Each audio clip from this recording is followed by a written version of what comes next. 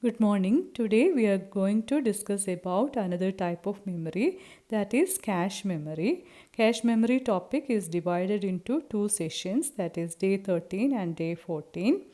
Actually, the cache memory is a memory placed in between CPU and main memory. This is to compensate the speed mismatch between CPU and main memory. The clock of the processor is very fast, while the main memory access time is comparatively slower. So, hence, the processing speed depends more on the speed of the main memory. So, to compensate that mismatch, we are using cache memory. Cache memory is a special, very high speed memory and is of volatile in nature. It is used to speed up and synchronize with high speed CPU. It is costlier as compared to main memory or secondary memory, but economical than CPU registers, and the size of the cache memory is smaller than the primary and secondary memory. Now let's see the performance of cache, whether it is worth to use, or without cache memory also the computer will work. But what is the actual need of using this cache memory? This can be analyzed based on an equation. When the processor needs to read or write a location in main memory, it first checks whether it will reside in the cache memory or not. If it resides, we can say a cache hit has occurred. That is, it is inside the cache memory. If the processor does not find the memory location in the cache, a cache miss has occurred. For a cache miss, the cache allocates a new entry and copies the data from the main memory, or it may be from the secondary memory. Then we can use that block of data for the processing. The performance of a cache memory can be calculated with the help of hit ratio equation, that is equal to hit divided by hit plus misses, that is equivalent to number of hits divided by total accesses.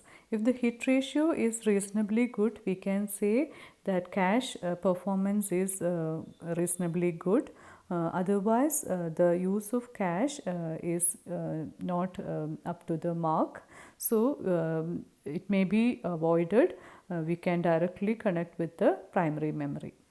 Or we can improve cache performance using higher cache block size, higher associativity, reduce miss rate, reduce miss penalty, and reduce the time to hit in the cache. Next, we will discuss about cache mappings, how the cache memory is mapped with the primary memory. There are three different types of mapping used for the purpose of cache memory, which are direct mapping, associative mapping, and set associative mapping.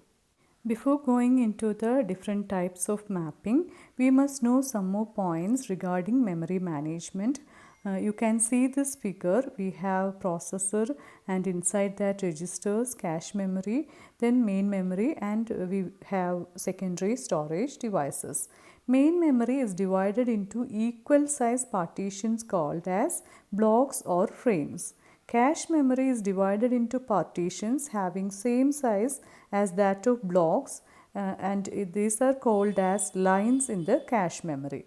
During cache mapping, block of main memory is simply copied to the cache and the block is not actually brought from the main memory. And all the data inside a primary memory can't be copied into the cache memory because it is smaller in size. So we need different types of mappings. First one is direct mapping. In direct mapping, a particular block of main memory can map only to a particular line of the cache. So, there is a restriction like we have to store the block of main memory into a particular location inside a cache memory. The line number of cache to which a particular block can map is given by an equation, cache line number equal to main memory block address modulo number of lines in cache. So, this equation is used for mapping between main memory and cache. We will see this by an example in the coming slides. In direct mapping, the physical address can be divided like this figure.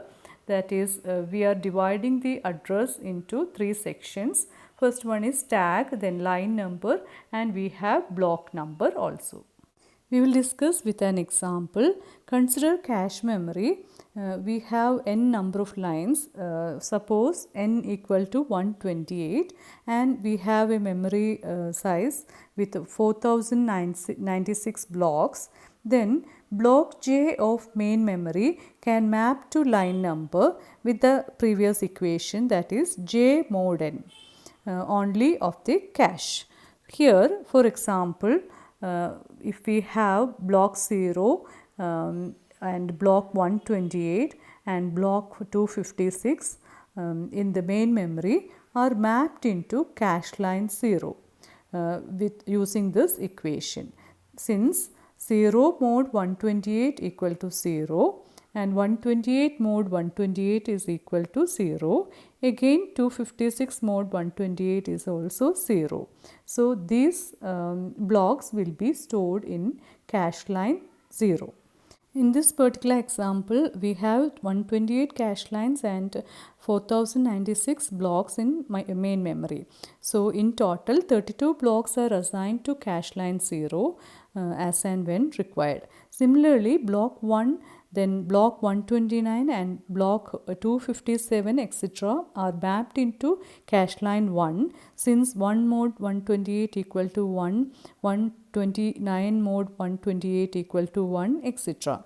So based on this equation, we are storing the block inside a primary memory into the cache line for the storing or for the easiness of the processing. This method is based on the modulo operation, which is purely a mathematical formulae, and we will see what are the advantage and disadvantage of using this particular mapping. It is easy to implement and no need of any replacement algorithm. This is because a main memory block can map only to a particular line of the cache. But it is not a flexible method. The other cache lines may be free, but the new incoming block will always replace the existing block in that particular line. It cannot be replaced in anywhere else. This problem is also referred to as contention problem. So that is the case of direct mapping. Other two types of mapping, including associative mapping and set associative mapping, will be discussed in the next session. Thank you.